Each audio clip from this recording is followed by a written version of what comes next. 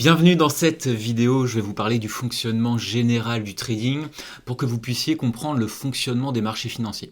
Alors vous avez principalement 4 types de marchés financiers sur lesquels vous pouvez trader pour gagner de l'argent et Aria vous permet de trader sur chaque marché à condition d'avoir un courtier qui vous y donne accès. Alors le premier marché, c'est le plus connu et vous le connaissez sûrement, c'est le marché des actions des entreprises qui sont cotées en bourse comme Apple, Amazon, Total ou encore BNP Paribas, que ce soit des grands multinationales ou bien des PME.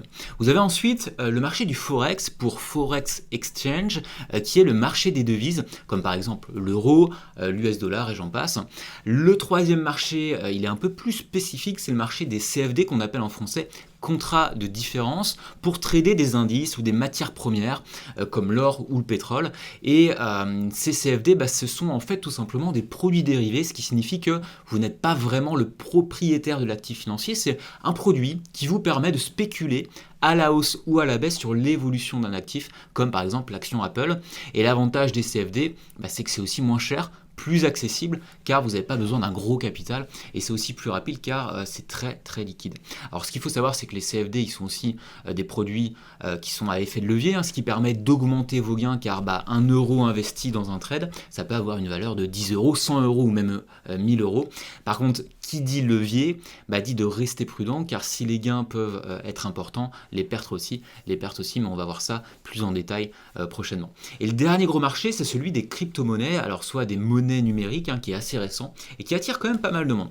Donc dans cette formation, on va aussi beaucoup parler d'actifs financiers ou d'instruments financiers. Donc un instrument financier, c'est quoi concrètement ? En fait, c'est l'élément que vous avez décidé de trader.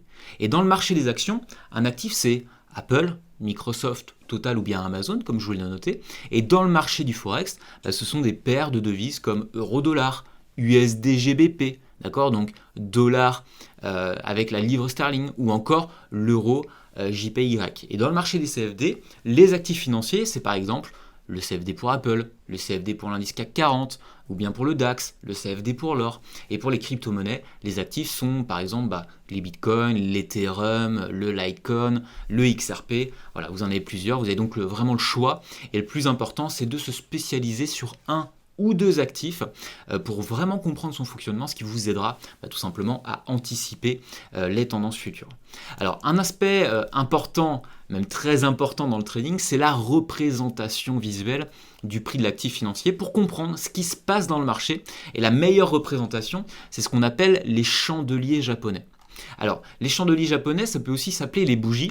Un chandelier, c'est une forme de représentation visuelle du déroulement du prix de l'actif sur une unité de temps, que ce soit 1 minute, 30 minutes, 1 heure, un jour, une semaine, bref, peu importe. Et ça va vous montrer visuellement les informations qui sont clés. Donc, un chandelier, ça représente à ce que vous voyez à gauche. Donc, il y a 4 informations qui sont effectivement importantes. Tout au-dessus, vous avez le prix le plus haut qui a été atteint, d'accord, donc juste ici. Tout en dessous, à l'inverse, vous avez le prix le plus bas, d'accord, et ensuite, aux extrémités, ça indique le prix d'ouverture, donc là en bas à gauche, et le prix de clôture en bas à droite ou en bas à gauche, ça dépend évidemment si on est sur une bougie haussière ou une bougie baissière. Alors la forme du chandelier, elle donne aussi des informations. Le carré, c'est ce qu'on appelle le corps, juste ici, et juste en dessous et juste au-dessus, c'est ce qu'on appelle les mèches, tout simplement. Et les bougies, elles peuvent avoir également 2 couleurs. Donc une couleur verte, qui sont pour les bougies haussières. Donc une bougie haussière, c'est quand le prix de clôture se retrouve au-dessus du prix d'ouverture. Et la valeur de l'actif, tout simplement, elle va augmenter. Donc en fait, juste ici, vous avez le prix d'ouverture, okay, avec juste en bas à gauche, la bougie qui vient de s'ouvrir. Et juste en bas, juste en haut à droite, c'est le prix de clôture, d'accord, avec les fameuses mèches qu'on a vues précédemment. Et on va voir ça plus en détail, évidemment, juste après. On a les bougies baissières, donc qui sont rouges. C'est quand le prix de clôture, il est en dessous du prix d'ouverture. C'est-à-dire qu'on a le prix d'ouverture qui est en haut, d'accord, qui a commencé en haut à gauche et qui se termine en bas à droite. Donc, en fait, tout simplement, le prix de clôture est en dessous du prix d'ouverture. Donc là, clairement, la valeur de l'actif, elle a baissé. Et comme je le disais, la taille des mèches et la taille du corps est vraiment importante. Les bougies, elles ont pas toutes la même taille et toute la même forme. Un petit corps, il indique un mouvement de prix qui est assez faible, alors qu'un grand corps, il indique un mouvement de prix fort et donc une tendance potentiellement plus marquée. Et la taille et la position des mèches, elle est aussi importante, ça peut montrer une forte variabilité du prix, mais que le marché a décidé ensuite d'aller par exemple dans l'autre sens et de ne pas rester à ce niveau.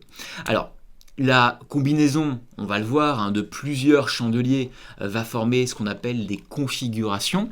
La taille et la forme des chandeliers, leur configuration avec les chandeliers à gauche ou à droite, elles donnent des indications qui vont permettre de comprendre la tendance passée et également d'anticiper la prochaine tendance. Donc, ce que je vous ai mis là sur l'image de gauche, c'est que vous avez plusieurs chandeliers qui forment ce qu'on appelle un creux. Okay, comme si le prix de l'actif financier il avait atteint tout simplement un plancher, d'accord? Et on remarque qu'effectivement, ça crée un mouvement, ça crée un creux. Au milieu, vous avez plusieurs chandeliers qui forment ce qu'on appelle un sommet. Comme si, effectivement, le prix de l'actif, il avait atteint un plafond qui bloque à la hausse. Et à droite, vous avez des bougies qui indiquent clairement une tendance haussière qui est fortement remarquée. Puisque si on regarde le creux qui est ici par rapport au sommet qui est là, eh bien, en fait, tout simplement, ce qu'on remarque, c'est que le sommet est plus haut que le creux précédemment. Donc, la taille de la bougie, elle est importante parce que ça signifie que le marché, il évolue vite. Et si la bougie, elle est petite, la réaction, elle est plutôt faible. Et on va y revenir plus tard sur le concept qu'on appelle le concept des U, à savoir les creux et les sommets, pour que vous puissiez profiter des meilleures opportunités du marché. Donc, comment concrètement on gagne de l'argent en trading? Comment concrètement on gagne de l'argent sur les marchés financiers? Eh bien, l'objectif du trading, c'est de capter un écart positif entre le prix d'ouverture, d'accord, donc ici en l'occurrence le prix d'achat à l'ouverture, et le moment où vous allez clôturer votre trade, donc le prix de clôture, dans le sens que vous avez décidé. Donc soit ici à l'achat, soit ici à la vente. Donc on va regarder concrètement ce que ça signifie. Je vous ai mis les deux illustrations. Imaginez dans un premier temps que vous décidez d'acheter un actif comme une action, une devise ou un CFD. Eh bien, pour gagner de l'argent, le prix de vente, lorsque vous clôturez le trade, il doit être supérieur au prix d'achat lorsque vous avez ouvert. Et vous pouvez voir sur le schéma que le prix de vente, d'accord, de l'actif est au-dessus du prix d'achat. Donc c'est cet écart qui est important et qui vous permet de gagner de l'argent. Par contre, si le marché est en dessous du prix d'achat lors de l'ouverture, vous perdez de l'argent si vous fermez le trade.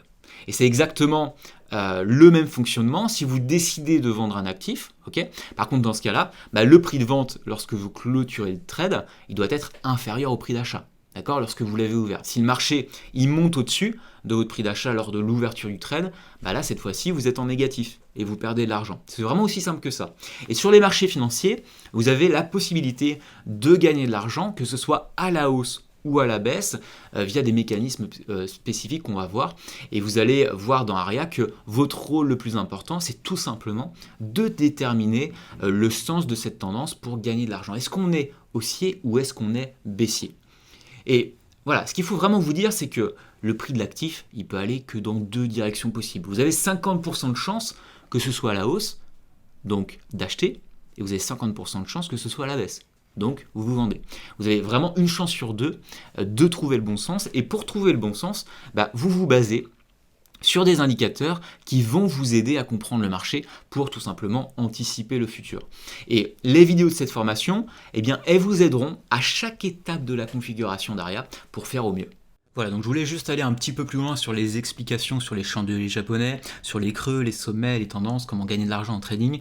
Donc la première chose à identifier, c'est effectivement cette représentation graphique des chandeliers japonais, d'accord, qui est de toute façon soit rouge ou soit verte. Alors là, on voit juste ici, on est sur l'unité de temps 5 minutes, et on voit que le chandelier juste ici est en train de se former. Il est en train de se former pendant toute la durée de ces 5 minutes. Donc mettons qu'il a commencé, on va dire, à 17h, d'accord? Donc il a ouvert juste ici, et là il est en train de se former à ce niveau-là, donc à 1,1376, et tant qu'on n'a pas atteint les 5 minutes, donc 17h1, 17h2, 17h3, 17h4, et à 17h5 pile, il va effectivement avoir sa forme définitive, il va constamment bouger.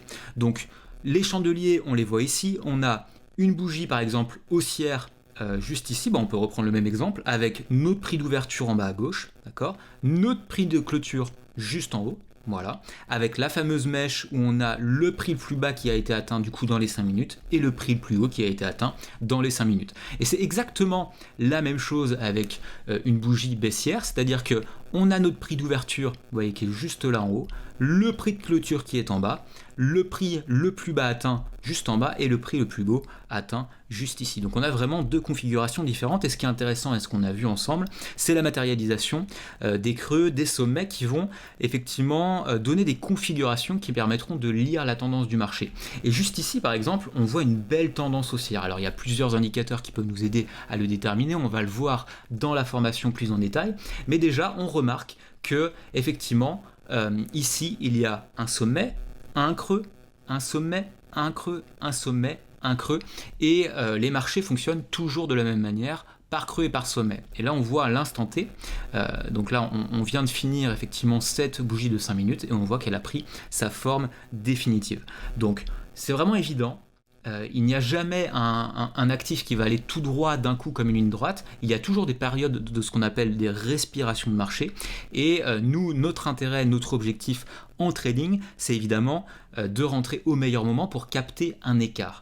Et le fait de capter un écart, par exemple si on entre à l'achat sur cette bougie-là, d'accord, juste ici, on se dit ok, je rentre à l'achat, c'est-à-dire que j'anticipe on va dire une hausse de l'actif dans les prochaines minutes, dans les prochaines heures en fonction de l'unité de temps qu'on trade, et cet écart va permettre, donc je vais mettre par exemple juste ici, hop, notre prix d'achat, ok, on se dit bah voilà, je souhaite clôturer peut-être, ici c'est mon objectif, je souhaite clôturer, et bien cet écart créé va nous permettre d'encaisser de l'argent. Okay, et c'est exactement la même chose pour une partie vente. Par exemple, si vous anticipiez effectivement une tendance baissière, vous pouviez très bien vendre l'actif sur cette bougie-là et vous dire ok, le prix va baisser, je vais capter l'écart et je vais ressortir à un moment donné. Alors pour l'instant c'est peut-être abstrait pour vous, vous savez pas forcément quand rentrer, quand sortir, comment faire pour gagner de l'argent grâce au trading, mais l'idéal et l'idée que je vais vous partager dans cette vidéo, c'est de comprendre comment fonctionnent les chandeliers, l'impact que ça a, la matérialisation effectivement des creux et des sommets qui doit être évidente à vos yeux, et comment gagner de l'argent en trading grâce au fait de capter un écart.